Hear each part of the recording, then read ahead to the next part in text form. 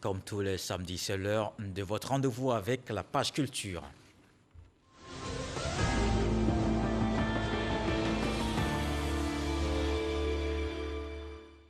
On retrouve notre invitée de la page culture, Marie-Louise Outo-Ouri, avec son roman Illusion assassinée. Cette histoire, vous la racontez avec force détail, des lieux qui sont connus, des personnages certainement.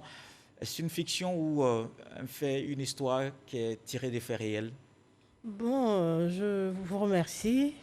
En fait, il y a des histoires vraies, réelles, parce que quand j'ai écrivé, ça a quand même duré 7 ans, hein. 7 ans, et pendant 7 ans, j'ai fait mes recherches avec des femmes, des hommes. Donc, je dirais c'est une histoire vraie. Mais les villes comme Nawayo ont été inventées, l'entreprise comme Mandarine Mandarine, Côte d'Ivoire. Côte d'Ivoire, voilà. Sinon, en réalité, c'est des histoires de plusieurs personnes. Bon, Nawayo, bon, c'est dans la région de la Nawa, vous Oui, avez voulu dire. oui. La région de la Nawa, une belle ville, hein. J'aime Soubré. Je suis de Soubré. D'accord, ça se comprend donc. Et on va retrouver Franck Quadio qui nous donne un résumé de l'ouvrage avant de poursuivre. Marie-Louise Otori Kamagate nous propose Illusion assassinée, où le choc des cultures est le chant du mélodrame. C'est l'histoire de Dagobert, un jeune premier qui s'est forgé à force de travail et qui exprime son triomphe sur le sort par l'accumulation de conquêtes féminines jusqu'au jour où il rencontre une Française, Soraya. Amour, passion, violence, mais la trame laisse éclore quelques leçons. La résilience, le courage, s'accrocher à ses rêves et ses objectifs. Toutefois, l'auteur fait jouer sa fibre sensible face aux grandes questions sociales du moment et ouvre une lucarne sur la brutalité faite à la femme. L'œuvre est d'une écriture simple, mais elle est fortement imagée. La figure du père, la figure de la femme et la figure de l'homme. Triple trajectoire qui se rejoignent douloureusement dans l'intitulé Illusion assassinée. L'auteur, Marie-Louise Otori Kamagate, est fondatrice d'école. Ce roman est sa première production littéraire. Alors, après des années d'études, son doctorat et ce poste de direction décroché en Côte d'Ivoire, Dagobert court à Nawayo pour épouser Wassia, son amour d'enfance, mais cet amour n'a pas duré des lunes. Alors pourquoi cette belle histoire s'arrête aussitôt? Vous savez, Dagobert a perdu sa mère à l'âge de 5 ans. Donc, il a eu une enfance difficile et son père, partagé entre sa nouvelle femme, l'a emmené directement chez son oncle Zika. Zika, c'est le frère du père de Dagobert. Et Dagobert, qui était tout malheureux. Vous voyez un enfant de 5 ans qui fait un voyage, qui arrive, qui tombe sur, qui arrive dans une famille, c'est-à-dire dans un village, son oncle, et encore Des cette personnes tante. qui découvraient à peine. Voilà, à peine. Il a 5 ans. Encore que l'épouse de Zika ne lui a pas rendu la vie facile là-bas aussi. Exactement. Et Zongon était très méchante. Zongon, il s'appelait. Zongon, vous voyez ces noms-là, j'ai voulu quand même profiter pour faire la promotion de Cette culture, cette culture. cette culture bêtée. Bêtée, parce que je me dis, voilà, nous sommes à Abidjan, nous ne parlons pas nos langues maternelles, nous avons perdu toute valeur. C'est-à-dire qu'on se dit que, par exemple, nous sommes français. Non. Nous ne sommes pas français. Nous avons chacun a des valeurs qu'il faut respecter. Donc, je suis allée à la source pour vraiment donner ces noms-là. Vous allez voir, chaque personnage a un nom particulier. Donc, il y a Zonglon. Donc, Zonglon qui était vraiment très méchante et Dagobert était mal barré. Et c'est en cela qu'il a rencontré Wassia. Oui, Wassia. Ensuite, il y a eu Emilienne, il y a eu Rose, il y a eu Soraya. Ouais. Dagobert a aligné vraiment les conquêtes féminines, hein, jusqu'à vivre l'enfer avec son épouse, Soraya, qu'il a envoyée vers la fin en prison, donc il y a 10 ans de prison. Et si Dagobert n'était pas vraiment un mauvais garçon que ça, mais plutôt avait du mal à exprimer son amour. Dagobert a reçu que de la haine, il a reçu que de la méchanceté, donc il ne pouvait que donner. Il ne pouvait pas donner, il n'a pas connu sa mère. Et son père avait démissionné. Donc là, on parle d'éducation, là. Vous voyez, il faut savoir choisir la femme de sa vie. Il faut savoir choisir la femme de ses rêves.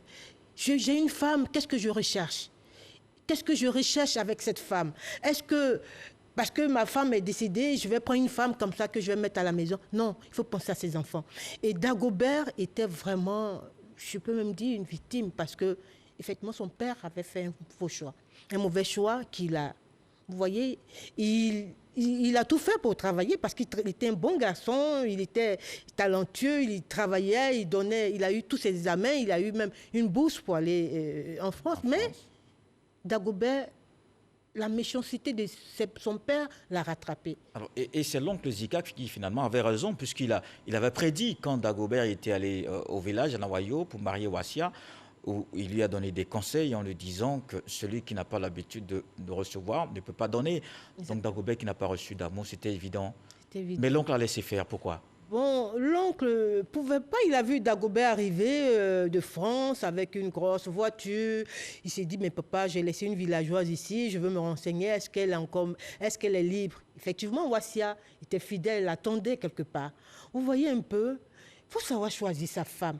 Il y a des femmes quelque part qui vous attendent. Ne vous pressez pas. Wassia était la femme de rêve de Dagobert. Effectivement, elle attendait parce que pendant...